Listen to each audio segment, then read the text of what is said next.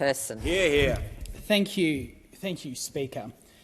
Speaker, I would like to thank the Shadow Minister for Small Business for putting forward this MPI, because it's not only giving me an opportunity to voice the concerns of the thousands of small businesses across my electorate of McPherson on the southern Gold Coast, but it's also given this chamber and the Australian people an insight into the arrogance of the Minister for Small Business, and in doing so, an insight into the arrogance of this Albanese Labor government.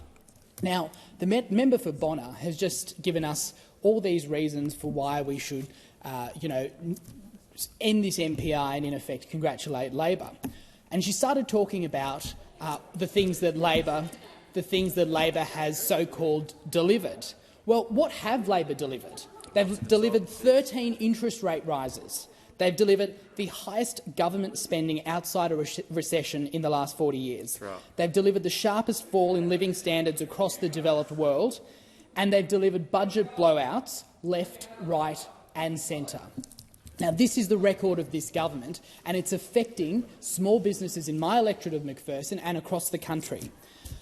But if you actually look at what this minister said, and this goes back to the arrogance, her interjections when the Shadow Minister for Small Business was raising legitimate concerns felt by small businesses across this country went to the fact that, well, if you're a small business that's going out of business, it's probably because you're dodgy. Outrageous. Now, that is absolute contempt for small businesses in this country. And it's consistent. It's consistent with— Point of order to the Minister. I may. I've heard time and time again the quotes from those opposite as they're using this through their speech. I just want to clarify that's not what I said. And I think that that's not a point of order, but there's another opportunity to be able to do that. Well, I'll take that opportunity then, Deputy Speaker. Thank you.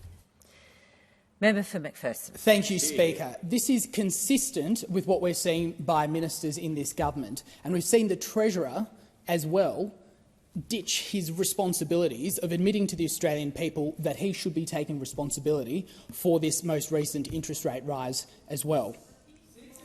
Labor have presided over the biggest collapse in living standards in the developed world, and this government's inability to rein in its spending mean that Australian families now have to, and Australian small businesses now have to.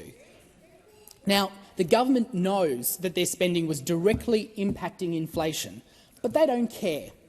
And this is not a global trend, because while other countries are seeing inflation return to pre-COVID levels, we are the outlier.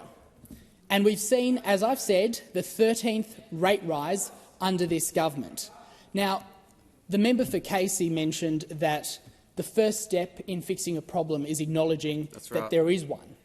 And that is what we are calling for today as the opposition. This government needs to sit up and acknowledge that it is the problem. Its reckless spending over the last 3.5 years have contributed to the situation that we're in. Now, we in this place expect that, or I think that we should be subject to the same levels of fiscal constraint that we expect of the people we govern. And if this place can't do that, and if this government can't do that, then we are disrespecting the people who have put us here. We're disrespecting the small businesses and disrespecting our constituents, and this government should be stronger and better than that. Because Australians deserve better, and the people in my electorate of McPherson deserve better. When I go and speak to small businesses across McPherson on the southern Gold Coast, they are telling me about the real effects of the decisions that are being made in this place that they are feeling. They're telling me about the increases that they're spending for leasing their venues. They're talking to me about the difficulties that they've got in the industrial relations space. They're talking to me about the impacts of interest rates on their family homes. Now, these are real and genuine concerns, and for those opposite to just sit there and call things out and not take note and listen is disrespectful. And this is all because Labor can't show budget restraint. Now, those opposite may not share the values that we do, but what they should do is take into account where they are sending this country and where they are sending the people in this country. That's right. And they need to stand up for them, for small businesses, rein in expenditure and get this economy back under control.